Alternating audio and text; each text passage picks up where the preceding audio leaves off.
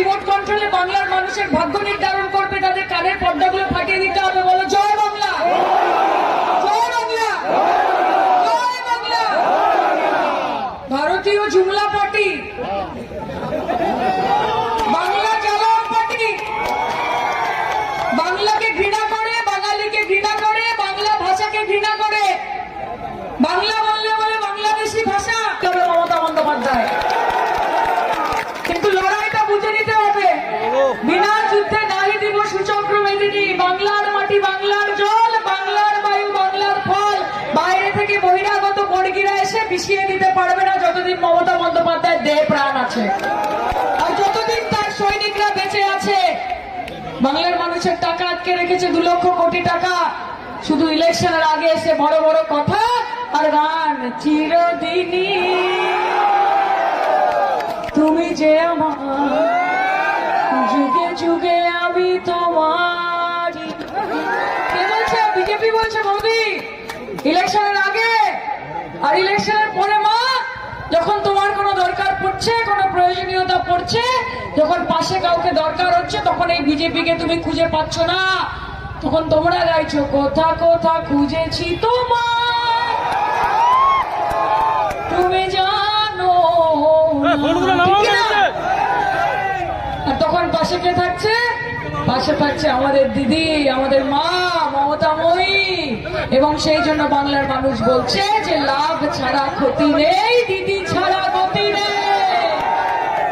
তাই বলি, সব রকমের শক্তি প্রয়োগ করা হয়ে গেছে, সব রকমের বল প্রয়োগ করা হয়ে গেছে। আজকে অব্দি কলকাতায় আমাদের বিধায়কের বাড়িতে ইডি আর আইটি ছাপা মারছে, ভাবছে যেন তেন প্রকারের সামদামদণ্ড ভেদ সবকিছু নিয়ে মমতা ব্যানার্জিকে হারাতে হবে। এত কিসের সাহস? একটা 5 ফুট হাইটের মহিলা, 70 বছর বয়স, তার এত অহংকার, এত ক্ষমতা, এত গাজর যে সে বিজেপিকে 365 দিন 365 রকম ভাবে নাকে দড়ি দিয়ে ঘোরাচ্ছে। এই জন্য রাগ। তাও বলি, ইডি ব্যবহার করে নিয়েছো, সিবিআই ব্যবহার করে নিয়েছো, আইটি ব্যবহার করে নিয়েছো, ইলেকশন কমিশন ব্যবহার করে নিয়েছো, সবাই সংঘবদ্ধ হয়েছে আমাদের দিদির ভেতরে। তার মধ্যে জেনে রাখবে যে তোমার আছে কোটি কোটি টাকা, কারিগরি ক্ষমতা, তোমার আছে কোটি কোটি টাকা, কারিগরি ক্ষমতা, আর আমার আছে হাওয়াই চটি সাদা শাড়ি, একটাই মমতা। খেলা হবে, খেলা হবে, খেলা হবে। লড়লেন তো? জিতবেন তো? মমতা বন্দ্যোপাধ্যায়, তৃণমূল কংগ্রেস এবং বাংলা বাঙালির অভিধানে, তাদের ডিকশনারিতে হার বলে কোনো শব্দ নেই, শুধু জেতা বলে একটা শব্দ আছে। আর আমরা এখানে ভেদাভেদের রাজনীতি করতে আসিনি, ধর্মের রাজনীতি করতে আসিনি, মেরুকরণের রাজনীতি করতে আসিনি। আমরা বলি যে তু হিন্দু বনেগা না মুসলমান বনেগা, ইনসান কি औलाद है ইনসান বনেগা।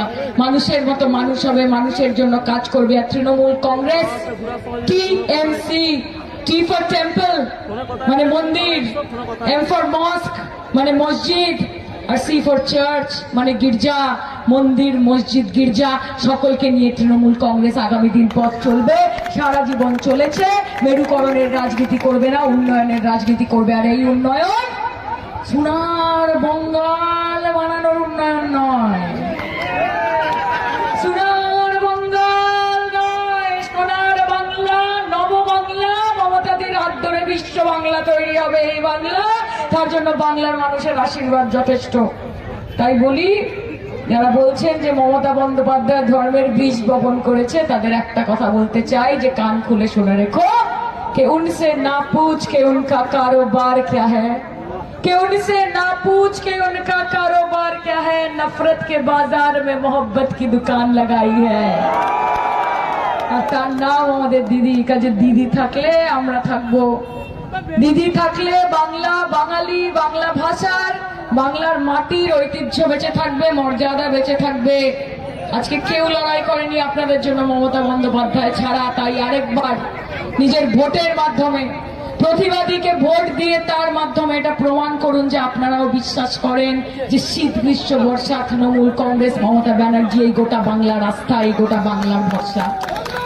আমরা জেতা ছাড়া কোনো বিকল্প জানি না। এবার আপনাদের একটা কথা দিয়ে গেলাম বন্ধু, একটা কথা দিয়ে গেলাম, এইবার যদি বিজেপির জামানত বাজেয়াপ্ত করতে পারেন, প্রত্যেকবারের মতো আগামী 25 বছর এই ভারতীয় জনতা পার্টির ক্ষমতা হবে না বাংলার দিকে চোখ তুলে তাকানোর, ক্ষমতা হবে না। কাজে अब की बार यमुना पार भेजेंगे, अब की बार यमुना पार भेजेंगे। दिल्ली का लड्डू खाया है आपने बीजेपी, और इस बार कोलकाता का मिष्टी दोई और रसगुल्ला और राजभोग खिला